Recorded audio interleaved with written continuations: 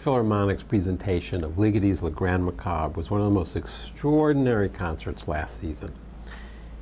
All three performances were sold out.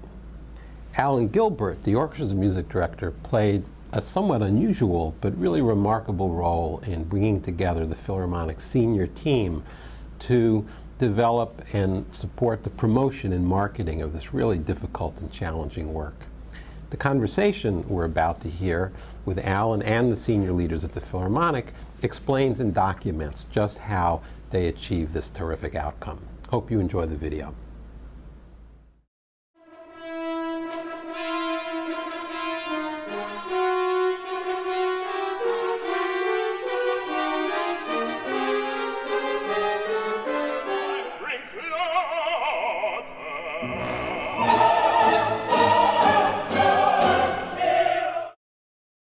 In May, I attended the New York Philharmonic performance of Le Grand Macabre. And I had an experience, I think, not dissimilar to thousands of people, which was, this was really a remarkable event and a remarkable musical experience. And thank you. But also something else was going on. This was not just a great evening of music, it was an evening that was highly successful in terms of building an audience for a new, unfamiliar work. In fact, I think, what was the word, edgy? I have to be honest, I'd heard of it, I'd never heard it or seen it. I read the libretto and I said, my God, this is going to shake the rafters.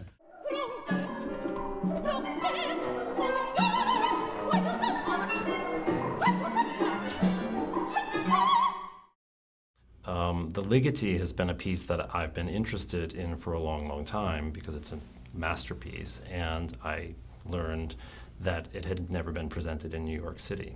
In this case, we were 38% sold 2 months out, which for us is quite low. And Memorial Day weekend was a factor. It had a lower subscriber base. I thought, okay, something has to mobilize because we're getting close. And of course, these are the experts, but I decided, okay, let's get everybody together in a room and let's talk about what this is and where we're going with it and how we can think of interesting, innovative ways to get the information out. Well, it was the first such meeting that I called, and I remember thinking, can I do this? Am I allowed to call a meeting? I think more than anything, we knew the success of Le Grand Macabre would be about creating buzz in New York. We had to make it the thing to do, the ticket to have. And that was kind of a new idea for us. There was a committee, a task force that was set up out of that meeting of communications, marketing, operations, and artistic that met weekly. A lot of the ideas that we saw came out of those. A lot of creativity came out of those meetings, a lot of cross-pollination of thinking. There was a very robust landing page on the website that really sort of took advantage of the fact that a lot of this was coming together kind of last minute, and rather than just putting everything up there and just sort of letting it sit there, there really was I think a very successful cross-platform digital strategies to sort of every day have a new thing about the Le Grand Macabre production that would come up in the couple of weeks before the concert. Mount your steed! Get up! And so we started just looking at pictures and talking about what the piece was about. And I happen to love the tagline, "It's the end of the world as you know it," because it's what the opera's about. Right.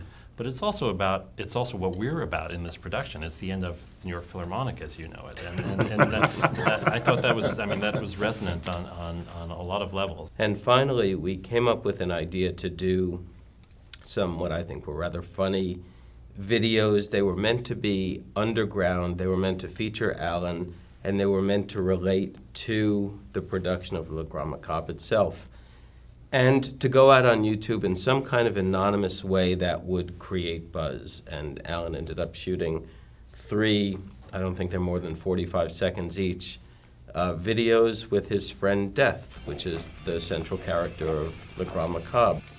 You're never any good at this song. Saduma, Jonas Tritazu Plaza Aedis. Yeah, were those your formative years? Sakonets, Zizbon Bay de Castera. Oh, Stoba! Stoba! Pay up. So katonaga, Gilbert. Du blasis? You're on.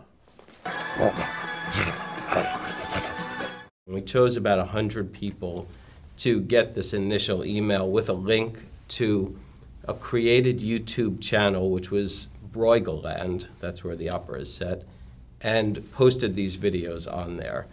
And those 100 people sent them to other people, and it spiraled, or as I guess the term is, they sort of went viral, at least on our, for our classical music world, 10,000, 12,000 hits is a big deal. But they created buzz.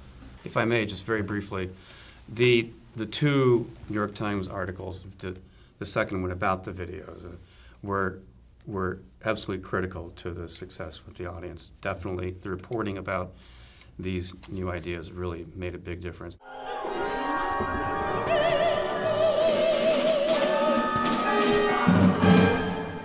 What again? 30% of it was a brand new audience, and that's normally on a typical night we might have 15% of the audience is there for the first time at the Philharmonic. So this is a much larger proportion of people who are totally brand new, new to file, no evidence of them ever having been to a Philharmonic concert before. But I think what made it look younger perhaps might have been where they were sitting. Because on a typical concert, all those great seats down to the main floor filled by subscribers, they were now filled with a different type of person getting a different experience than they usually get up in the rafters. They were extremely highly satisfied. The percent who gave it the top score was like 90%. Alan auditioned God knows how many people before we came to this young, relatively unknown cast. The musicians, of course, had never played it before. And they all came together in a kind of camaraderie, which is amazing when you have something extraordinary happening, how everybody pulls together.